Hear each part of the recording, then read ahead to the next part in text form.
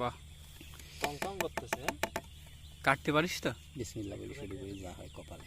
লাল হয়ে গেছে, এই মালটা বেশি লাল হয়ে গেছে। ঠিক আছে, চলছে। হ্যাঁ চল। ও যে বাস্ট হইছে দেখছেন, যেটা পুড়ে যাবে সেরকম বাস্টই হবে। ফেটে গিয়েছে এই দুধে। দোকানের পুরা সাথে টাইট। ছুরিতে ধার নেই মনে হচ্ছে। তাহলে আমি হেইছে নেন তো আমার পুরা নিয়ে এসে বড় বড় হয়ে আরে এরকম করে দেবো বন্ধু। এইভাবে চিরচির করে বের করা যায় না? তা যায়, কিন্তু আপনি ওই মাঝখান দিয়ে আচ্ছা আগে তুই চিরে ফেল পুরি। যেটা অরিজিনাল পাকা হবে সেটা ওইভাবে ক্যাচ করে ফাটবে।